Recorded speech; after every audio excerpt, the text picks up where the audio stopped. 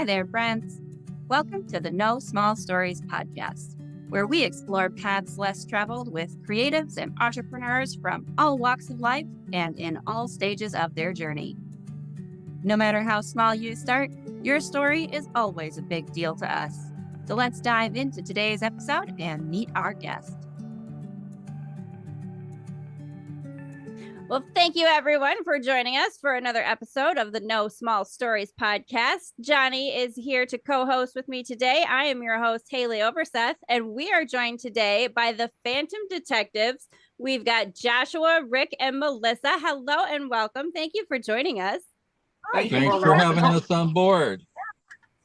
So excited to talk to you guys. So Joshua, I'm going to start off with you. Tell us a little bit about Phantom Detectives, because I know you're director and founder. And then I do want to talk, Melissa and Rick, I want you guys to talk about your roles as well. But tell the audience about Phantom Detectives. Sure. I'm going to just go into my backstory and then kind of tie it into Phantom Detectives. So I originally got my start in the supernatural watching Unsolved Mysteries with the late, great Robert Stack, much like any kid that was growing up in the 1980s. And, of course, In Search of by Leonard Nimoy, which was pretty much the first true, paranormal show with Spock from Star Trek. Mm-hmm. And one of the really early episodes that really interested me was called the General Wayne Inn in Marion Station, Pennsylvania.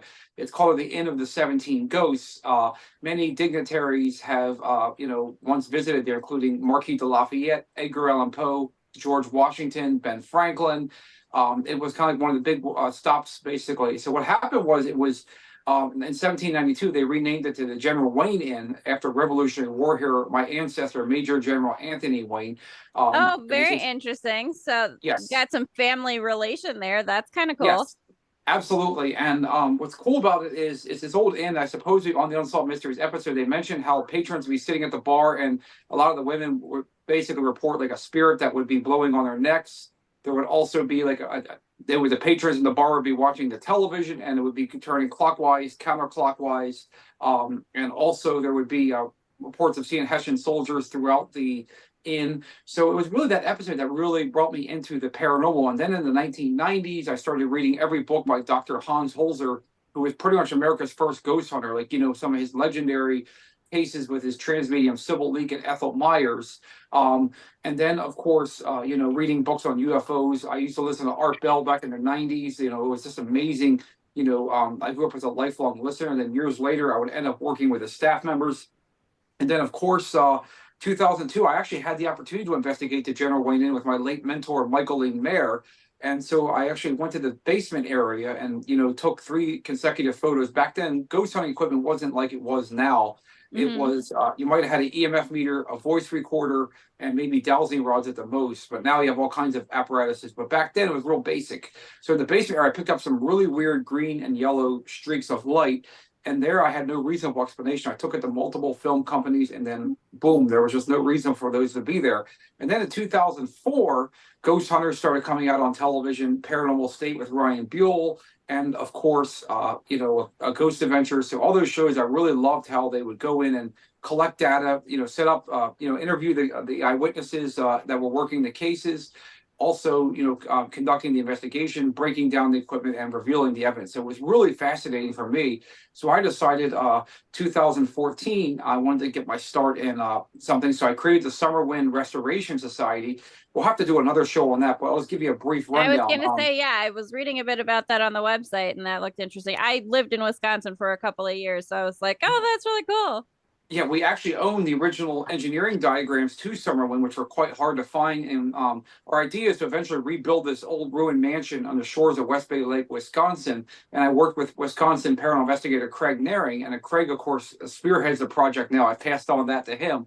But so when I wanted to form Phantom Detectives, I wanted to really revolutionize paranormal investigating in Philadelphia. So my idea was I decided I wasn't happy with how my old team was progressing. So I started a new team and I brought one of my original team members who have since left the team.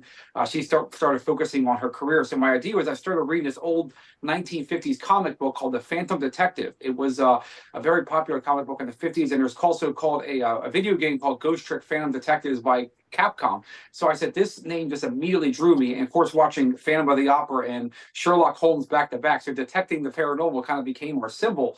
So in August of 2020, I started creating business cards. I started doing, building the social media pages, building the team email, had the website constructed from the ground up.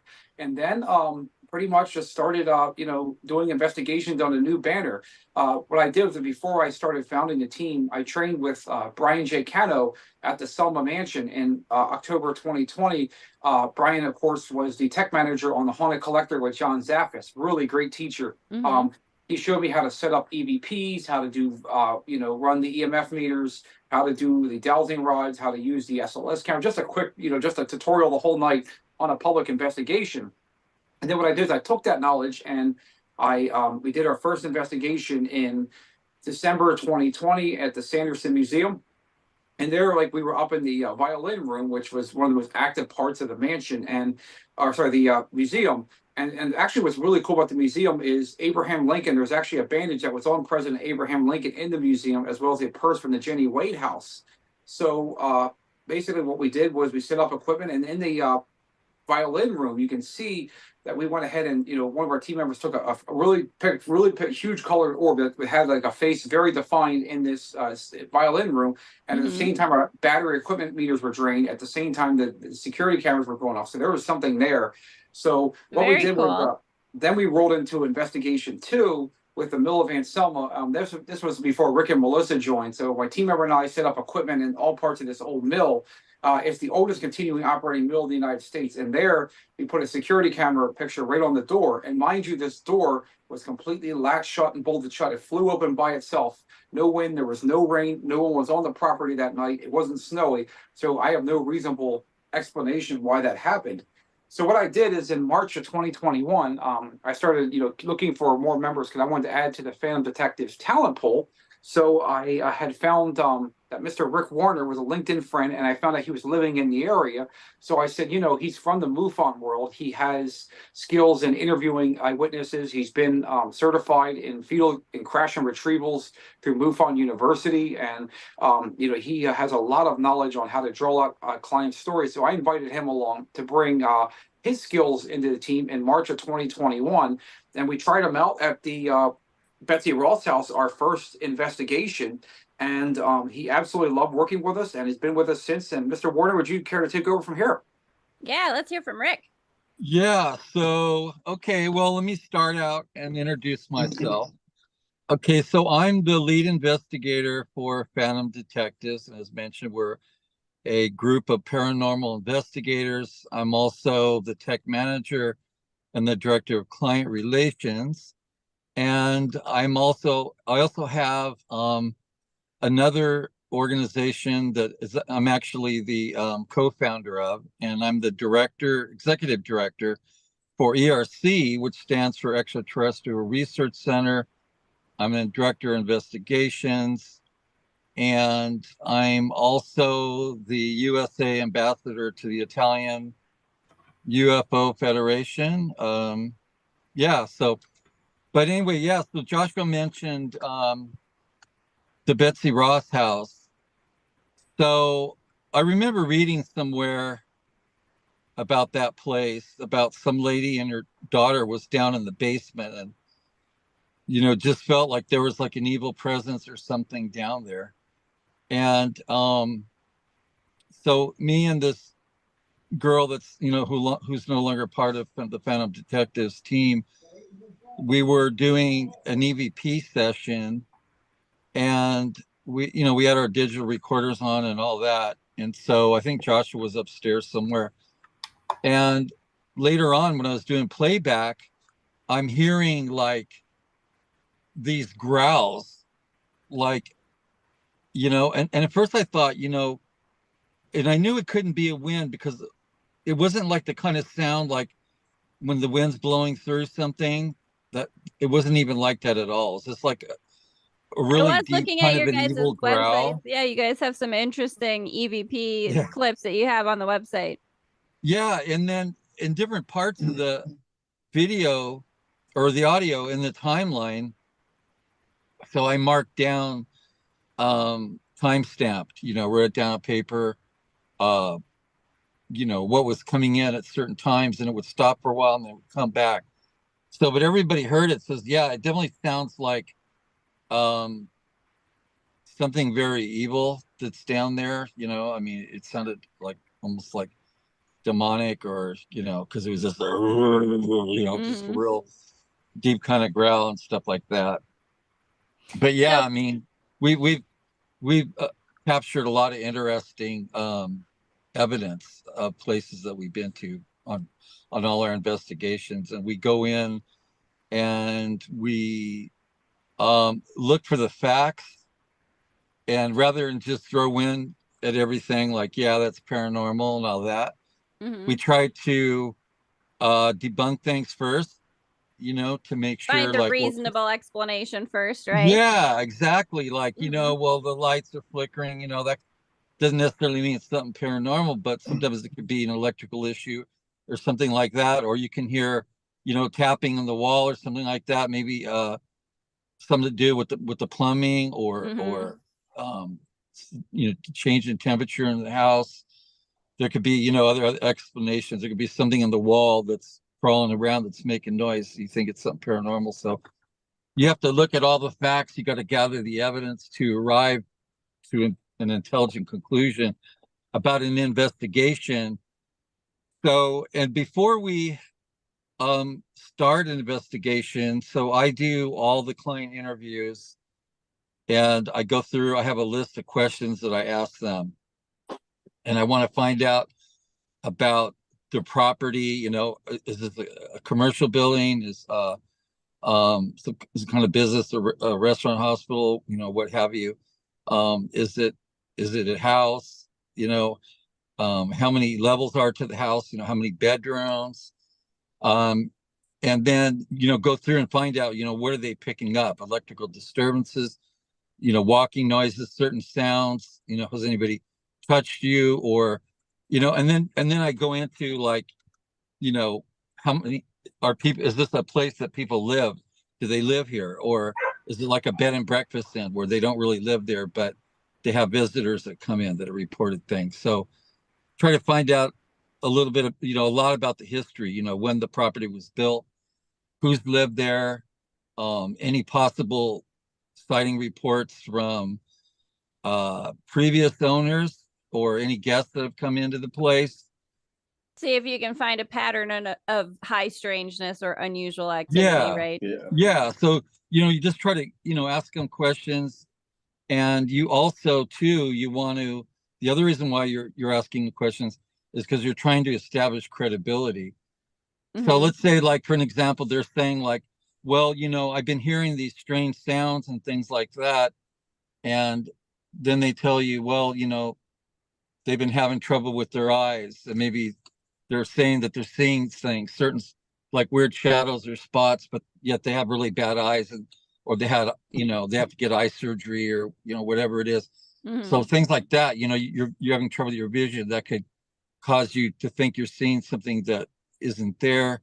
So also, what about too, the equipment? Because I know that, like, and Joshua talked a little bit about it, but so is that mostly what you handle then too? Because I know there's a lot of cool new toys out there in the paranormal investigation world, right? Yeah, it's like, so Joshua and I, we have quite a bit of equipment. Joshua has the most equipment, and then me second.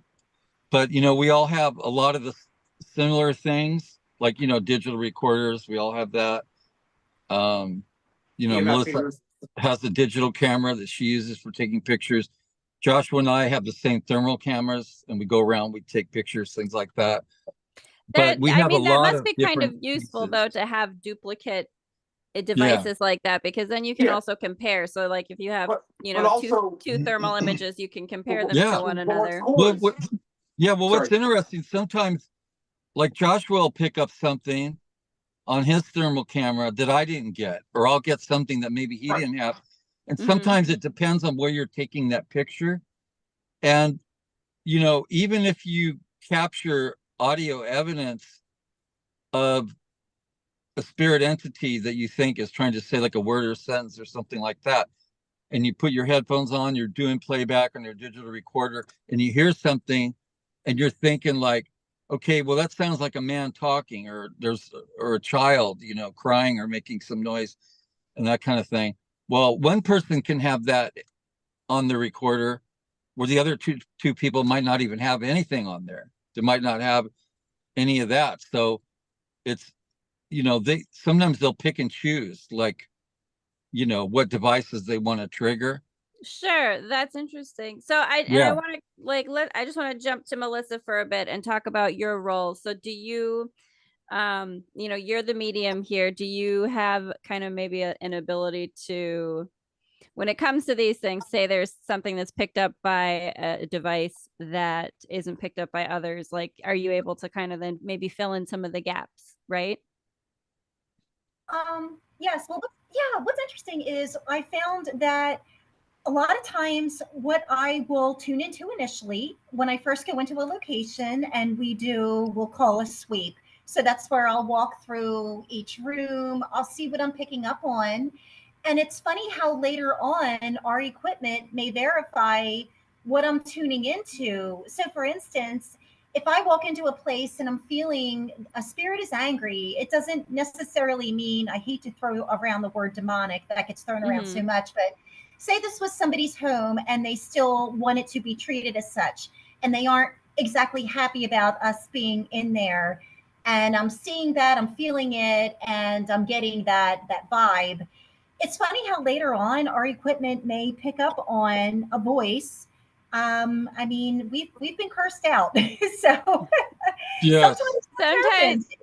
Yeah. I mean, listen, sometimes when you're just chilling in your afterlife vibes and you don't want people bothering you and somebody just does a pop in, I get it. You're not ready for it. You're annoyed. Yeah, exactly. So that's actually happened. What I've picked up on has been verified by our equipment. And to answer your questions, as far as filling in the blanks, I'll tune into things that maybe our equipment hasn't been picked up on, but it can be verified with the history of the house. So, or whatever the location is, mansion, museum, historical place. And so what's interesting is our individual roles on the team, and how it all comes together. So, for instance, like Joshua always knows the backstory of these places. I'm to go in there blindly. I'm to know nothing. Um, so it's interesting what I'll tune into, to find out whether or not it can be verified. That's always what I'm trying to figure out. And then our equipment. Well, but that's useful Yeah. that you go into it without knowing that, that like Joshua or Rick are doing the sort of research, the backstories, and then, corroborating, I guess you might say, right, the energy or whatever you're receiving, but that you don't know those stories. Like, so it does give an added sort of validation, which is, obviously the challenge in all of anything that's like a paranormal investigation situation is always, validating evidence, right? Yes, yes, definitely, definitely. So it's interesting how that all comes together and how we all bring something unique to the table in that respect. And I mean, now I've had abilities ever since I was a child, but still, if I tune into something that is truly accurate, it still blows my mind. It's even hard for me to believe.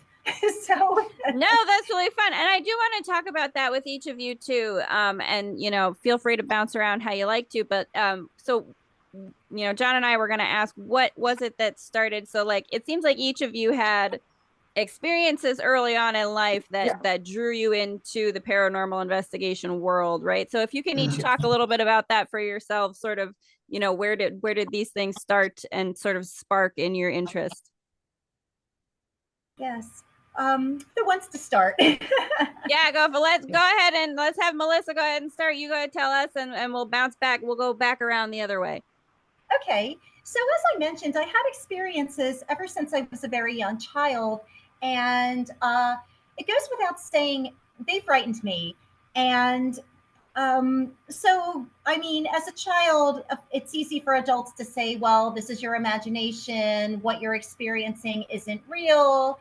And so I basically felt like I had to stifle what I was experiencing as I continued to grow up. So I became the You have teenager. to start like be rationalizing it, and you're not allowed to validate that intuition you're receiving anymore. Yeah, that sort of the human conditioning that starts burying your ability to believe in magical things, right?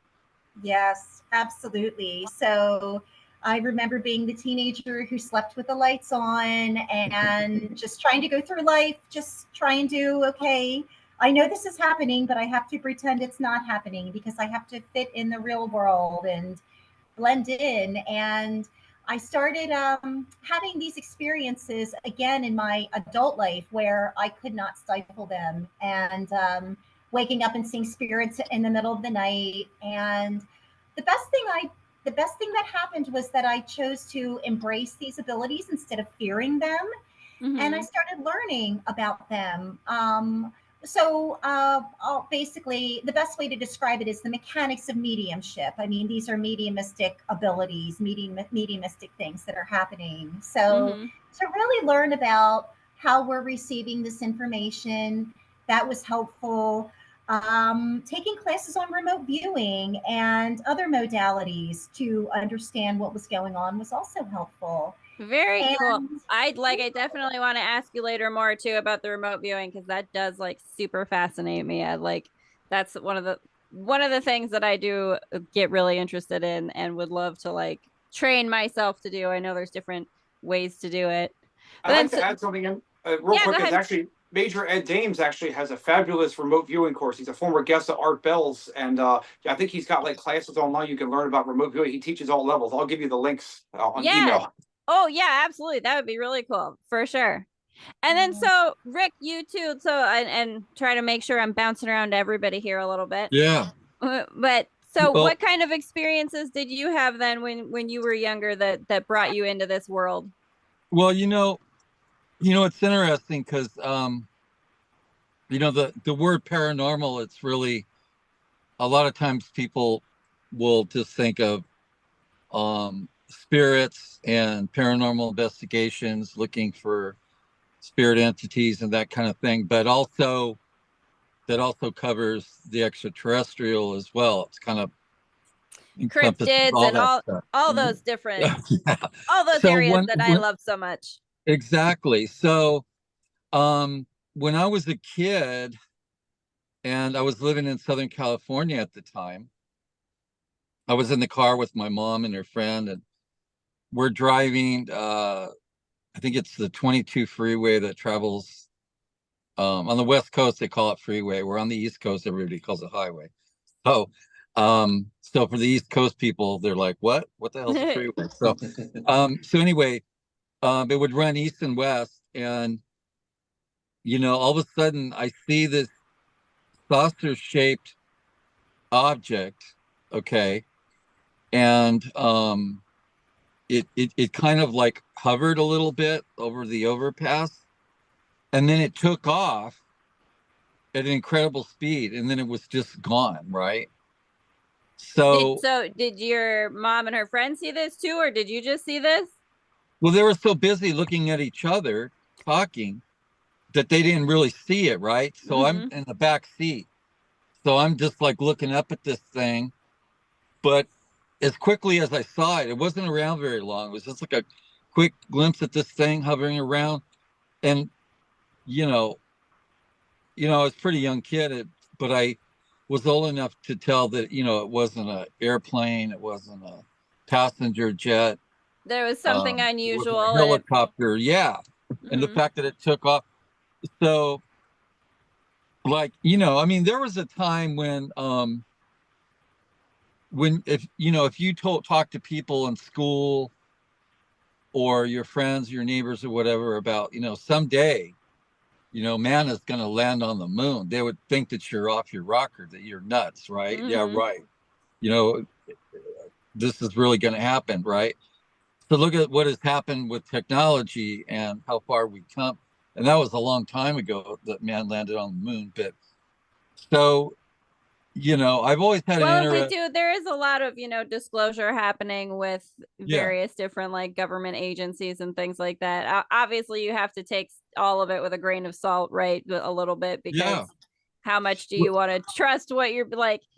They're always only giving you part of the information, right? You can't trust that it's That's always the right. whole story. Well, the thing is, like, I've always, I'm one of those a type of person that I love to research things and I love to investigate and get the facts. I know if I was ever working as a detective for, a law enforcement agency, I think I would be pretty good at it because I'm really detailed about things that I do, very detailed. And I like to have all my ducks in a row and know what the heck I'm doing.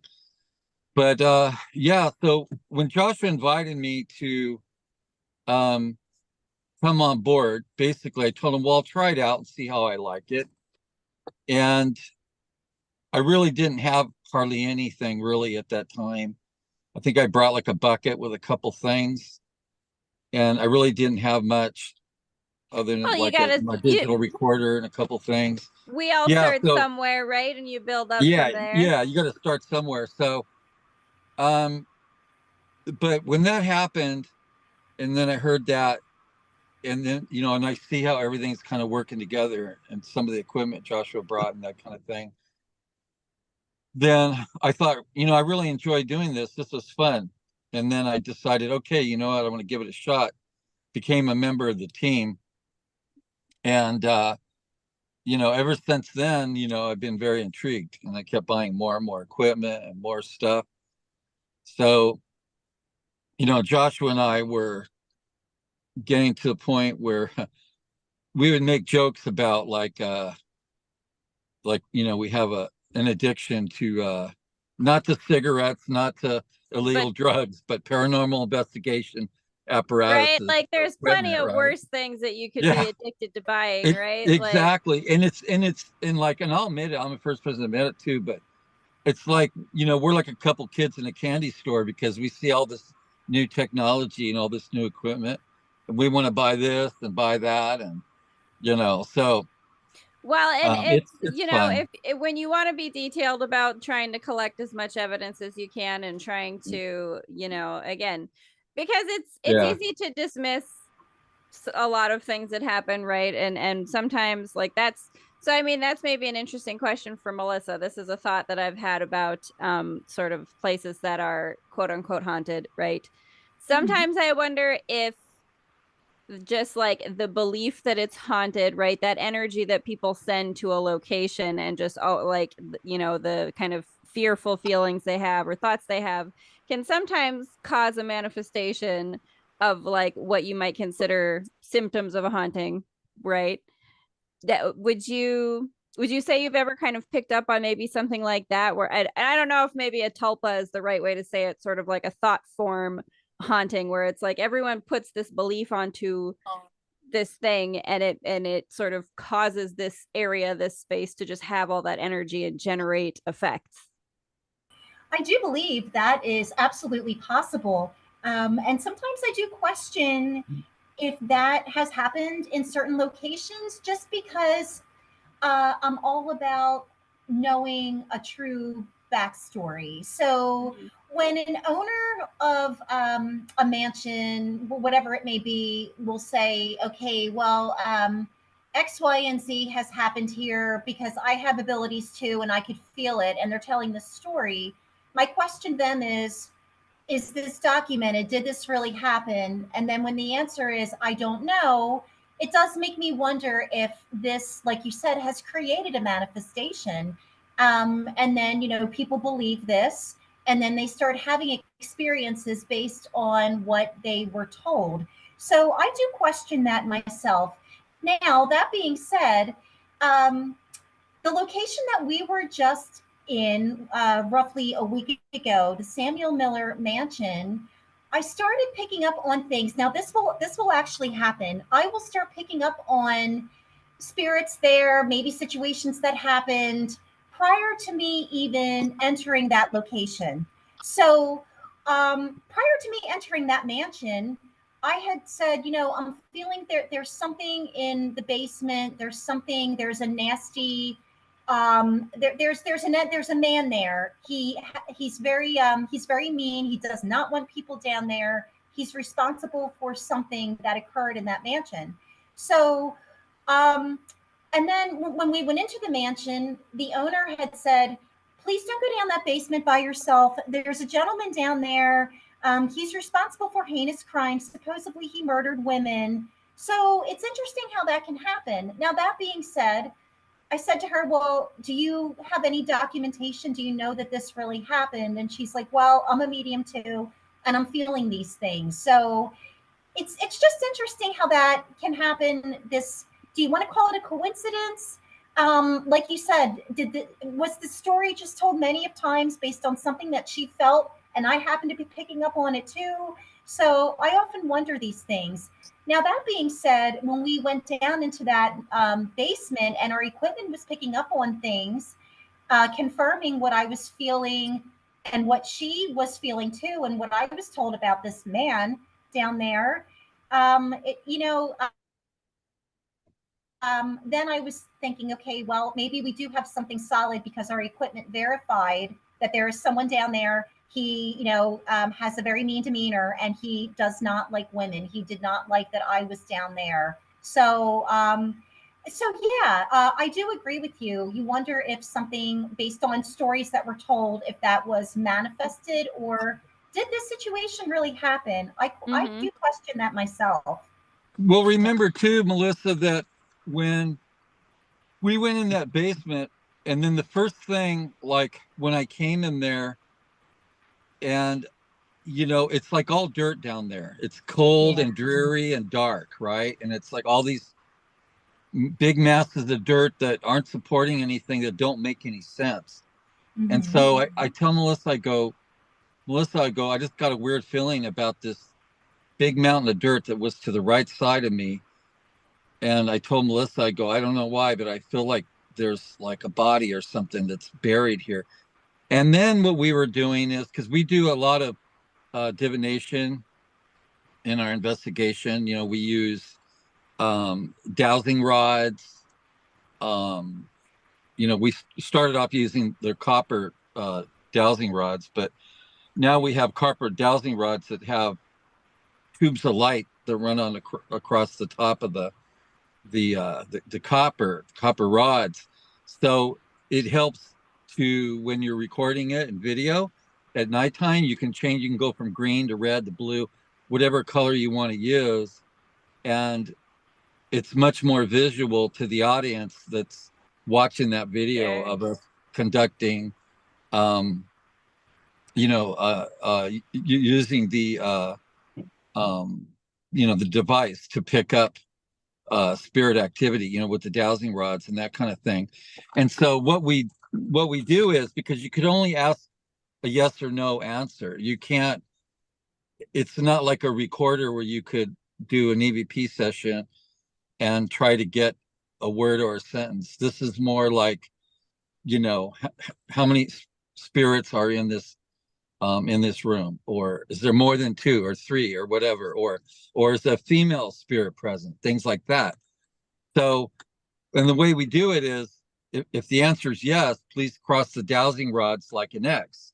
So you're crossing those dowsing rods forward like an X. And if the answer is no, then move the dowsing rods towards my shoulder. Well, now, and we've been really pretty lucky, because, the spirits have been really working with us and doing this session. And not only will they cross the rods or move them back for a no, but they'll actually reset the dowsing rods at the starting point. Usually I'll ask them, can you reset the dowsing rods back to the starting point, which is 90 degrees. And sometimes, like, I only have to ask them one time, and now they know how to do it. But we always graciously thank them, to be polite, let them know, thank you for doing that. That's something that I appreciate, because I always kind of think that when you're watching some of those, and I know, Melissa, on the website you have that you watch a lot of ghost hunting shows too, and sometimes they can be really aggressive, and I think it's a little bit too much when you're kind of shouting at whatever's in here to show themselves, and I'm like, come here, be nice about it. We picked up more flies with honey, right? Yeah. Well, we picked up too, Haleigh, that there was 2 guys that are involved with this kind of thing. So, there was definitely, we picked up for sure that we're getting yes answers and responses to murders that were taking place, the women that were murdered there at that mansion. And it also made, you know, the spirit that we were talking to, spirit or spirits, that did not like women at all. They really had it out for women and wanted to cause them harm and hurt them. And because I flat out asked them, you know, do you want to do any harm to Joshua and myself? We definitely got a strong no answer to that. But Melissa, on the other hand, we're getting a yes answer that it would want to hurt Melissa, and the dowsing rod was pointing right at her. It knew, like, it's amazing because you'll say, you know, well, show me where Melissa is in the room. The dowsing rod, well, I'm not touching it, I'm not moving it, right? And the dowsing rod, it's just swinging right over towards Melissa. So we were definitely, and we were asking about, there's a lot of mountains of dirt. And then I thought to myself, this doesn't make sense, man. Why do you have all these mountains of dirt? Like, for what possible reason would you have these mountains of dirt? Because they're not supporting anything. So the only thing that I could come up with was that these women were murdered because this guy clearly didn't like women, and all this dirt was shoveled into a mountain to cover it up, because they did, you know, I'm guessing maybe they didn't want to dig a hole and then cover it up and flatten it out. So what they did is they just piled a big mountain of dirt and kept covering it up and figured, well, it's in the basement, who's going to come down here? Yeah. But we came up with that there were several bodies down there in that basement, buried under those mountains of dirt. And it's really, really a creepy thing, you know? So, and the lady that owns the property thinks that maybe it could have been a brothel at one time. And also, I wanted to say, I wanted to add a couple of things in. Rick was saying, I did my own sessions. Basically, sometimes we split up and do investigate on our own. I actually went up to the attic area and started doing thermal pictures after the news station left. That came because we had CBS 21 there that day. And I actually, on one of the images, I actually went and captured this shadow of this man and this woman. And Melissa can also verify it. And I also took it to numerous top experts in the paranormal field, from Dave Giuliano to Mark Anthony, the psychic lawyer, to people who have done investigating for Alexandria Holzer, who is Hans's daughter. They all said the same thing, that you got something ghostly because it wasn't a heat signature. It wasn't someone living. It was someone. It wasn't orange or red or anything in the color spectrum. It was completely a cold signature. And I took it to numerous people and had it enhanced by Amy, and she said the same thing, that the apparition of the male in the thermal image matches someone who hung himself up in the late 1800s, early 1900s, up in the attic in the mansion. And Amy verified that for me. It looked like someone named George. That's interesting. Okay. Well, and so Josh, I did want to ask you too, because just to kind of circle back around a bit, I know that you kind of have on the website too that you had early life experiences and paranormal experiences also, yes. Right? Like, so other besides the, you know, early interest in the unsolved mysteries, that you also had personal experiences. Yes, I did have quite a few personal. The first thing is something really cool. This actually belonged to a guy who actually grew up with paranormal experiences. This is the tri-field EMF meter that belonged to Ryan Buell from Paranormal State. This is that he used on over 200 or 300 cases. This is the Paranormal State EMF meter that Ryan Buell used. Very cool. Celebrity ghost hunter, world renowned. So yes, I had many experiences as a kid. I remember being at recess, especially watching, you know, basically seeing like lights in the sky. I always looked up to see if there was UFOs. I was always fascinated with that. And what really gained my interest was watching an NBC program called The Other Side with Linda Moulton Howe. Linda has been a longtime friend of mine. She's the world's top expert on crop circles, cattle mutilations, and all that. And of course, listening to Art Bell in the 90s, I used to call in the Art Bell show as a kid as much as I could and ask him questions. And I remember very well him describing, you know, someone that called in 1997 talking about being over Area 51 and Los Alamos and all that. And, you know, like seeing like giant robots and all kinds of different things. That was a pretty amazing call back then. And I remember talking to Art about this, and he used to say that he had all kinds of experiences while, you know, being being out in different parts of the world, like being on a station out in Okinawa, seeing UFOs. So I always saw like triangular lights in the sky. And then when I had my own personal experience when I was an 18-year-old kid at the General Wayne Inn, feeling like the presence of a Hessian soldier and feeling like, being touched there, that changed my life. And that made my decision that I'm going to go in later on in life, and that's what I did, and helping people and helping client owners. So it really helped shape who I became later on, like through seeing UFOs, and seeing like Hessian soldiers as a kid, and all that. So it really helped shape who I am today. Yeah, that's really interesting. And so I John and I were talking about this too, so we wanted to ask, how do you all go about selecting a location that you would investigate, or how do clients find you if you have folks who are looking for you? So I'll like to answer this question, because I created a protocol that basically, because we have so many cases, we have so many locations of places. So what I did a couple months ago was I established a new protocol. So now people that want to request help, they have to go through the website. So we now have our webmasters are very talented. We have our own team of talented designers. They have to go through the website, click the request help tab. So that goes to our sister website, which is Dark Matter News.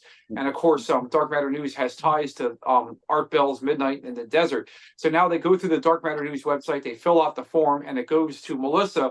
And then Melissa will pick it up and say, hey, I got this email from client XYZ. They reported having a ghost in their attic, for example, and they need help. And then Melissa will share it to myself and Rick on text message, and then we'll discuss the case. And then what we'll do is Melissa will reply back and confirm that, hey, Rick will call you, and please give me your number. So Rick will do the interview with the client, and then we'll set up the investigation, and then afterwards we'll do write them a report or a lecture. So we have a very streamlined process, but it really helps, because it helps us weed out cases that are not serious and also cases that are very serious. So creating a protocol, a case management system, makes it a lot easier to keep track of everything.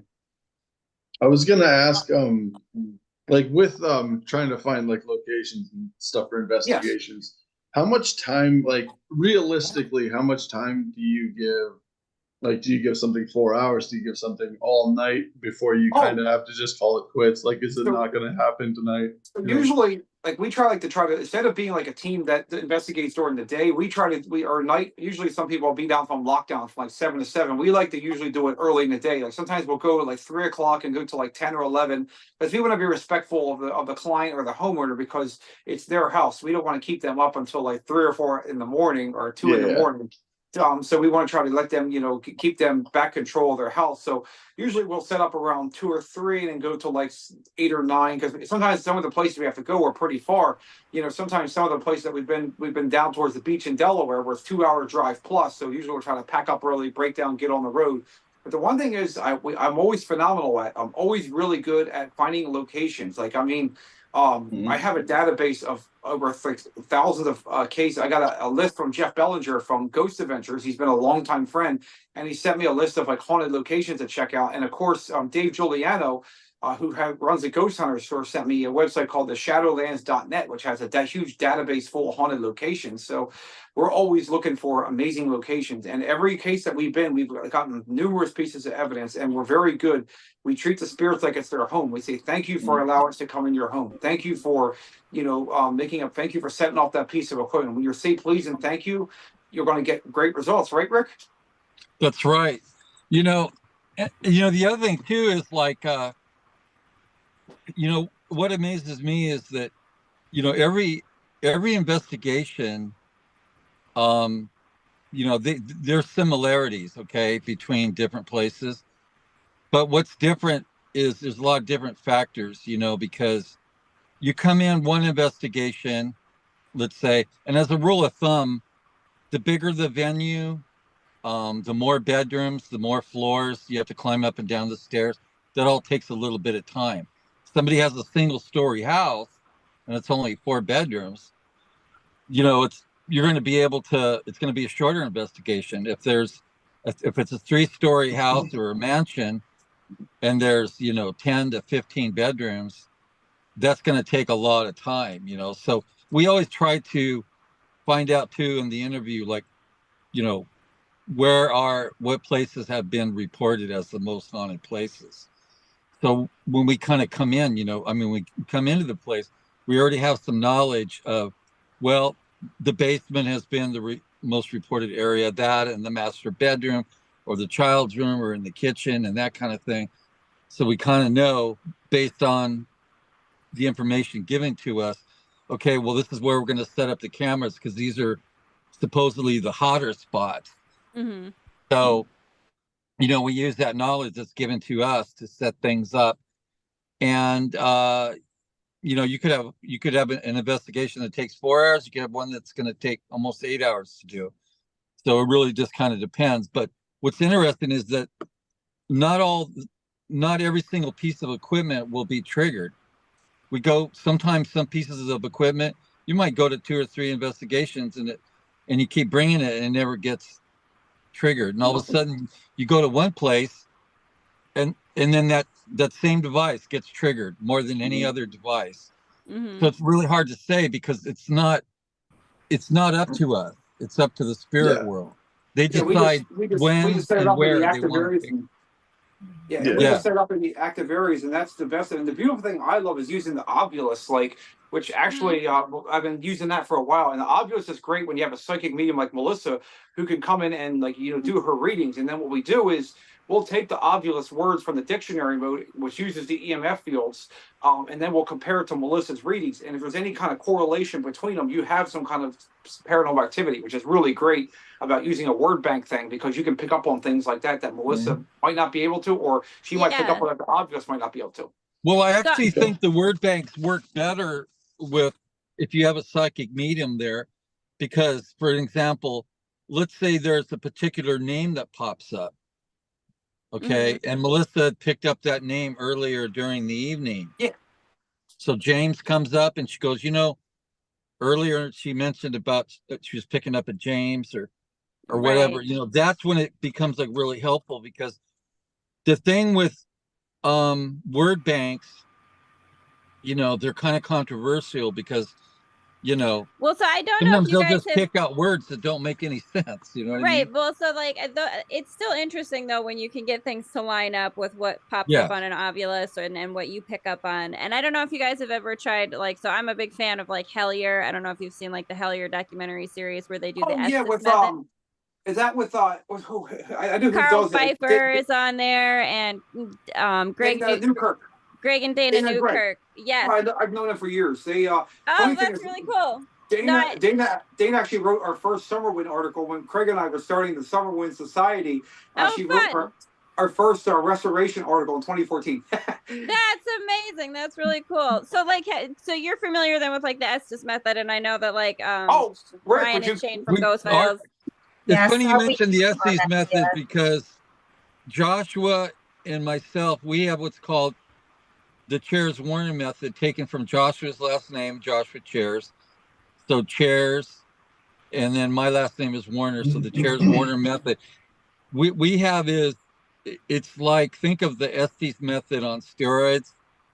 So we started out with the Estes method, but we have what we feel is much better than the Estes method because number one, we're using a psychic medium like Melissa, who has done very well with our method. And how it's different is the similarities between our method and the Estes method. They both have, the AM, FM, the spirit radio, box, if you will, that runs forward and back at different speeds. And you put, do I want it on AM or FM? They have headphones on and they have a blindfold. Okay, that's pretty standard. So what we've added to that is we will turn on our digital recorders, and we want to pick up the question answer session because we're asking questions from the spirit world. And we asked Melissa, if you hear a word or a sentence, please say what you're hearing, maybe on the AM, FM. But let's take it a step farther than that. Not just what you're hearing on the radio. What are you feeling around you? So if you see or feel a spirit around you, or you feel that they're directly trying to contact you, talk about that as well. So we'll ask questions, and be like, you know, well, how many spirits are here? And she'll say like 10 or something like that. So we know it's not really like an accidental thing, but she also uses the power of crystals too to help enhance the session. And we also use the Delco glasses, which are these orange colored lights that you look into. They kind Yeah. of disorient you a little bit. Right. And Kind of then like a sometimes, sensory deprivation sort of Yes. situation. yeah, exactly. And then she'll look into a scrying mirror too. That's another way we do it. But she can't see us. She cannot hear any questions we're asking because we make sure the volume's loud enough. Right, But we're but also running that's the always EMF really meter. interesting though, right? If you can get things to, again, sort of match up so that you're having a back and forth conversation. And that is really interesting, right? When those things happen. So I do want to also ask you guys, and I'm trying to watch and be mindful of your time too here, but I did want to ask each of you, what are some of like your favorite, like if you could pick like a favorite or two locations for each of you that you can tell us were your favorite locations that you investigated and why? Melissa? There's so many. That's try to pick one or two. Like the first ones that come to your mind that were like the most fun. I had to really think about that because each investigation has been interesting. They all have their own unique experiences and the evidence that we've captured. But so I believe it was last year we investigated. It's called the Lightship Overfalls in Lewis, Delaware. So that's Lower Delaware, 2 hours away from us. And it's a lightship. So you think of a lighthouse on a boat, a floating lightship. Very interesting place. It had a wonderful vibe about it. I didn't sense anything negative. And what was interesting was the organizer, the curator, I guess that's what his title is. He was very skeptical. He did not believe that there was any paranormal activity. He would hear about it. It was rumored to be haunted, but I don't really think that he truly believed, from what I understand. And we had such a great investigation. Our equipment was going off almost on command. And later on, we captured a Class A EVP. So what that is when you can hear something clearly, there is no mistaking what is being said. You can hear the tone of the voice, you can hear the dialect. Because a lot of times during investigations, you'll capture an EVP and it sounds like a whisper. And if you let 5 people hear it, you'll get 5 different answers. But this one in particular was clear as day. We asked a question, and later on, when we listened to our recorder, we heard a woman say, "Hello, help me," almost like she was singing, like she was obviously asking for help. But that was a real clear one too, very clear. Yes. So to get that was absolutely mind blowing, to the point where the local paper talked about it, and the local Delmarva, that's news, did a story about our investigation. Very cool. Yes, that was absolutely mind blowing. And another memorable one was my very first one when I joined the team at the Selma Mansion, because I never did a paranormal investigation before with a team. I've gone on group investigations, with other paranormal teams that would open them to the public, but to go on by, with our team, the few of us, and see what I was tuning into and, learning about the backstory was fascinating. And I just remember going into the Selma Mansion for the first time, walking in there and feeling this tidal wave of energy. I felt there were so many spirits in there, and I remember having to shut the door and walk away and catch my breath and regroup. Wow. Yeah, and also knowing that what I was tuning into at that location was accurate.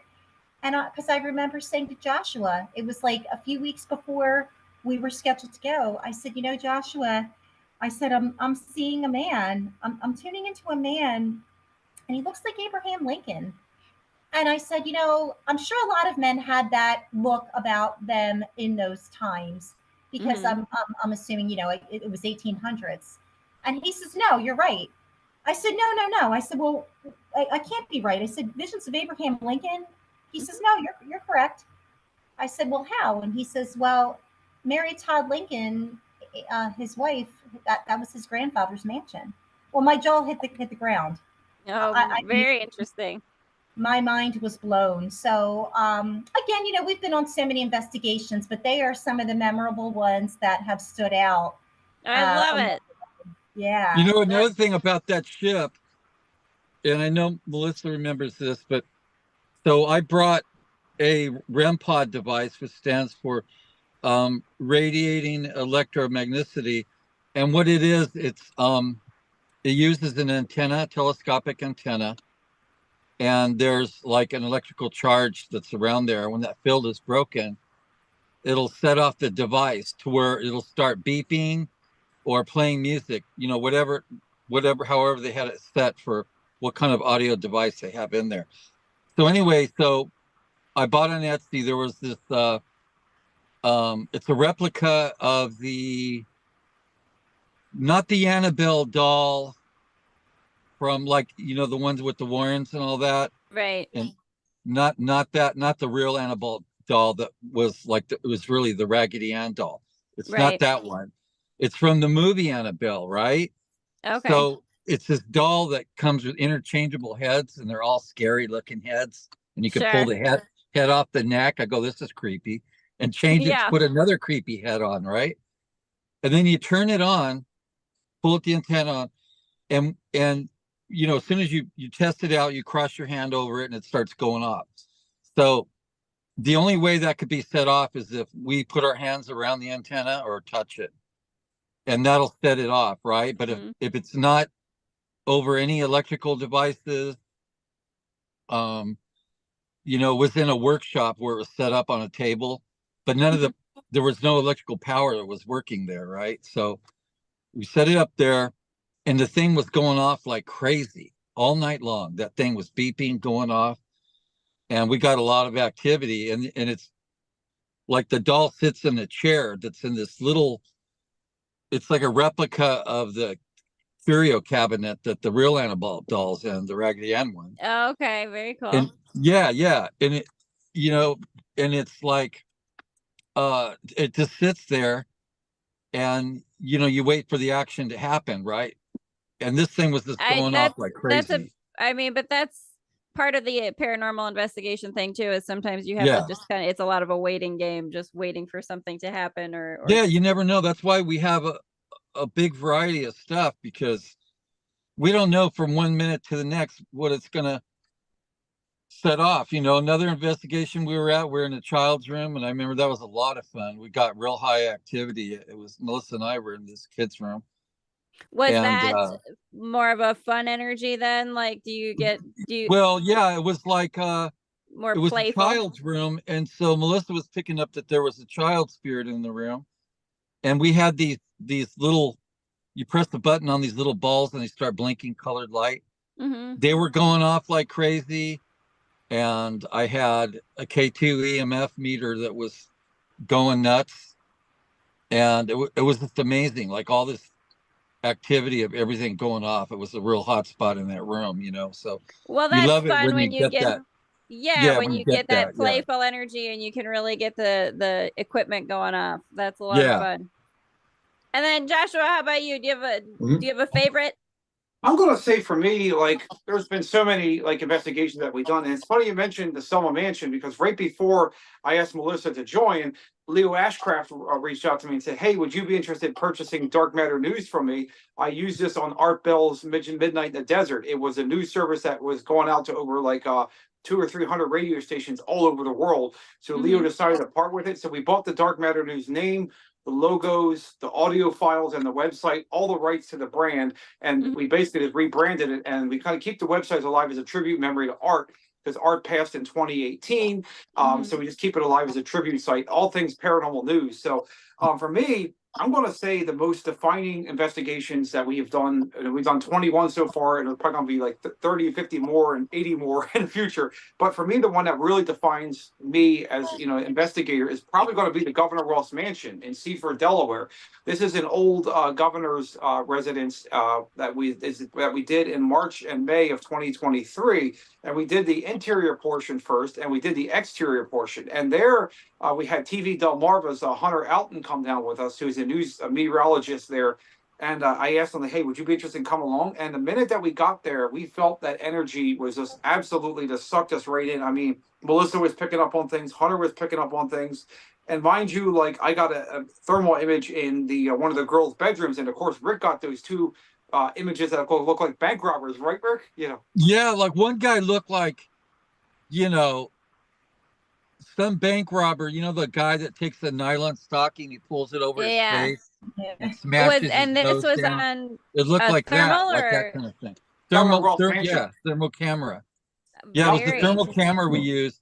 And you know, and one guy had a beard, and I don't think there was anybody there that even had a beard. And we know better than we don't aim our thermal cameras at a person, because that's going to screw everything up and give you a false positive, and you think, oh, look at that, there's a person there. And it's funny because the minute that Melissa was also picking up on someone named Mary that same night when we did the Chairs Warner method in one of the rooms. And what was amazing is the board president of the Governor Wells Mansion, she was there the first time with us, and she wasn't a believer at all in the paranormal. But after she saw our investigation, you know, she became a believer. Like, she never she came out to our last lecture and she mentioned that, like, in the news, we made the news again on Bay to Bay News in October, about like that investigation. Like, she didn't believe, and all of a sudden, boom, she did. And then we did the exterior portion. We had all kinds of crazy things happening. We did the slaves' quarters, which is like this place where slaves on the plantation would have stayed in the 1850s. And there we started, the pendulum started going up like crazy. The dowsing rods were going crazy. And Noel and Hunter were also picking up on things. And basically, and Melissa and Noel were able to spill out two slaves that actually were actually known to stay there, that were based on the historical records. And that was pretty wild. And so remember that cat? We got this cat too, that it's got a necklace around it, right? That's a paranormal device. And then you can hear the cat, like, it's a cute little thing, right? But like a stuffed animal, but it's turned into a paranormal device with an antenna too. But this thing, it was just going off. The lights kept turning on. It was beeping all this noise. Yep. So we got a lot of activity with that. And I think one more for me after that investigation is probably the Bucksville house. There's this place in Kintersville, Pennsylvania, with these really sweet couple that been there. It's been actually featured on America's Most Haunted Inns. You know, we did that in July of last year, and we're going to be going back there in April sometime to do a paid lecture, which is going to be awesome. Very cool. And I remember doing that investigation, and Melissa was doing her dice, and she actually spelled out the word Nicholas, like as in Nicholas Buck. That was pretty amazing, right, Melissa? Do you remember doing that? Oh yes, absolutely. Yeah, there's something that I use called spirit dice, and it's dice with letters, and I tune into it, you know, grab a handful, and I have it, you know, they're in a bag, and yeah, I lay them out, and using what I have, I see if they will spell out a word, and I see if that word has anything to do with the history of the home. So it's interesting how that will happen too. And I love all the different things that we use.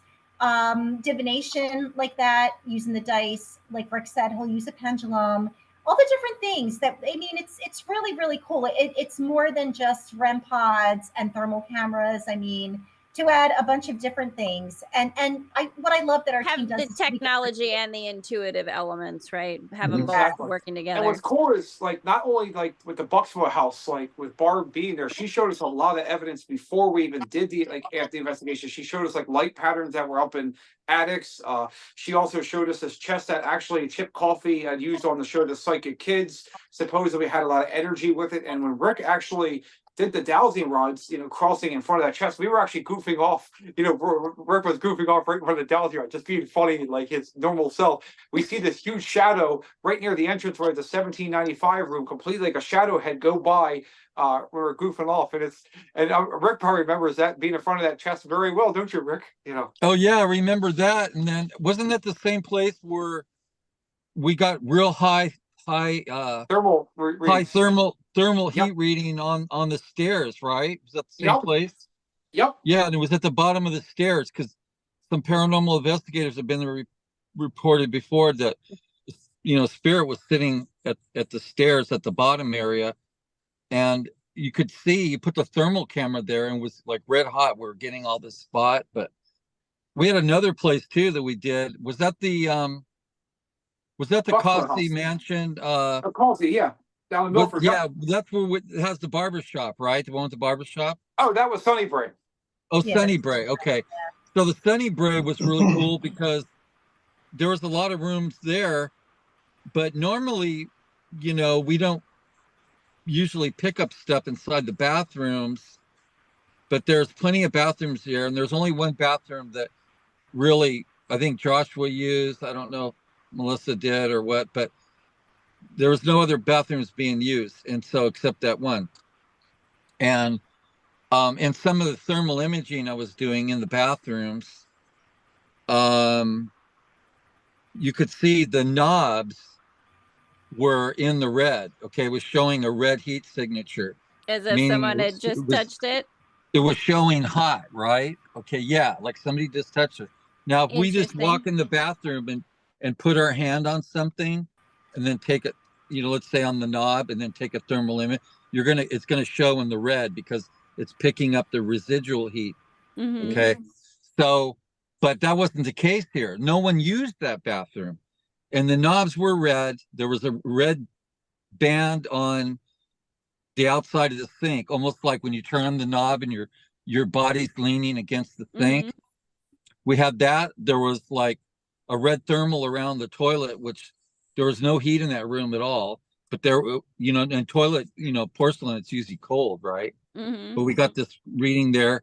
We also got in the barber shop downstairs, because they had a barber shop there, and we were getting at the front of the bar, we were getting hot thermal readings, and also on the bottles, like there all the tops of the bottles. It's almost like when there were whiskey bottles that you grab the neck of them. Oh, sure. And so, right? like, yeah, and we didn't touch any of those.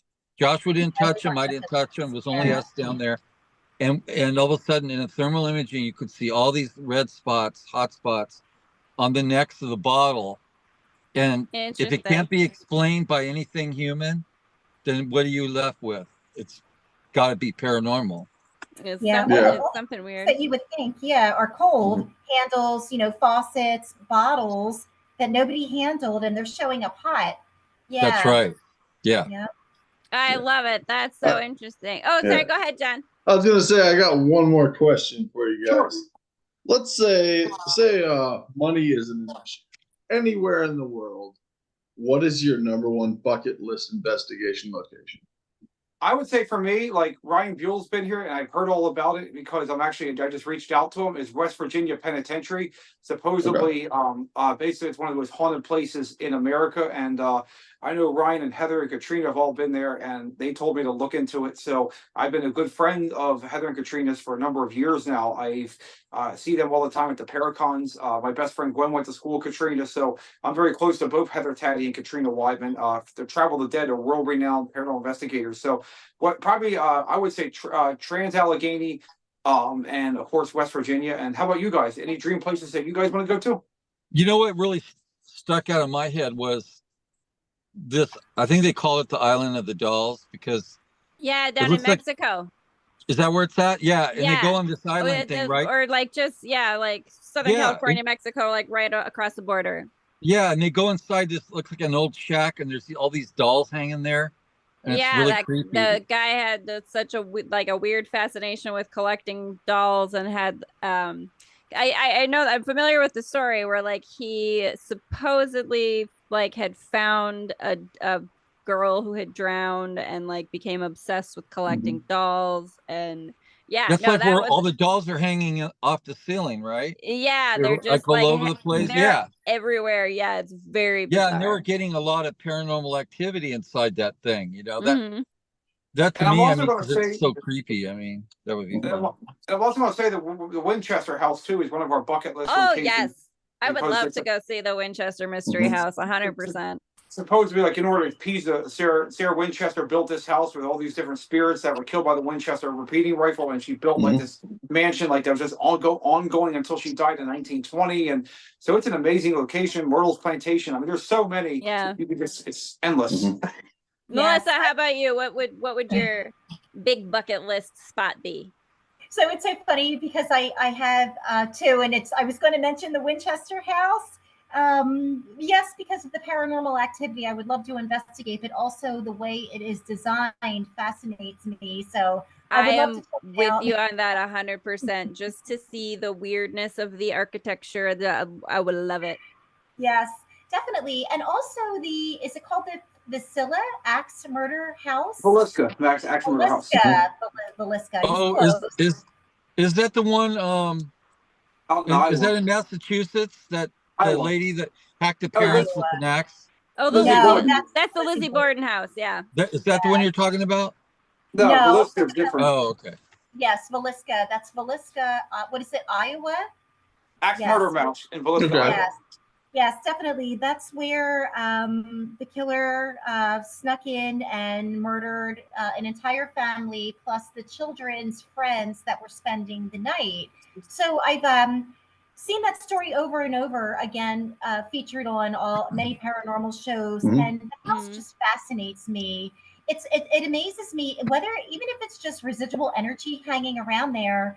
I think what fascinates me is when something horrible, something horrific happens at a location, and how that energy is basically embedded at that location. So it's a home that both fascinates me and scares me at the same time. And because I've seen it featured over and over again, I feel like I know the layout of that house. I feel like I could walk in and know where everything is. But just that little house, I hate to call it the House of Horrors, but unfortunately, I mean, horrific things happen there, as we know.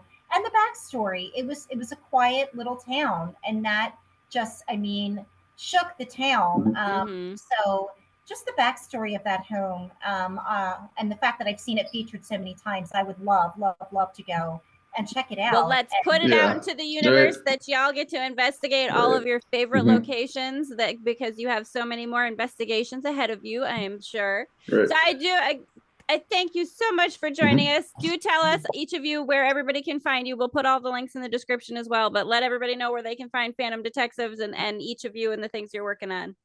Sure. So I'd like to give my two websites, because they're kind of like the central hub for like everything. That I'll just give like the team website, because it just makes it so much easier to find all of our other websites. Yes. That's all one word, phantomdetectives.org. So when you go to phantomdetectives.org, you can scroll down where it says important websites in the middle. You'll see Melissa's website, Rick's website, and you'll also see, I'd like to talk just about this for a second. We're also listed on a website called paranormalsocieties.org. Paranormalsocieties.org is the follow-up to Bill Wilkins' paranormalsocieties.com. Bill was a programmer who developed a website that had over 5,000 paranormal teams from around the world, but unfortunately he left it abandoned in June 2020. So paranormalsocieties.org is for teams that could list their services. His friend Josh took over the new website and programmed it and improved it. So phantomdetectives.org has a dark matter news website, Rick's ERC website, and also Melissa's website. Yes, Awesome. sir. It's all there. Fabulous. Well, thank you so much, all of you, Rick and Joshua and Melissa, for joining us from Phantom Detectives. We have had such a fun time learning more about you. I would love to have y'all back again to talk more about your investigations. Yeah, it was awesome meeting you guys. Thanks for having us. Yes, thank you for having us. Yes, it was great to meet you. Yep, thank you so much. You have a great night also. This has been a lot of fun. Thank you. Have a good night. Bye. Bye. Hi again, friends. Thanks again for joining us for this episode of the No Small Stories podcast. Do check out the links below in the description so you can find more information on this episode's guest. And if you'd like to support more episodes of the No Small Stories podcast, you can become a patron. Find us on patreon.com/NoSmallStories. Do also follow us on Instagram @No Small Stories Podcast. And don't forget to like, share, subscribe, comment, leave a review, do all those wonderful things that you awesome listeners can do.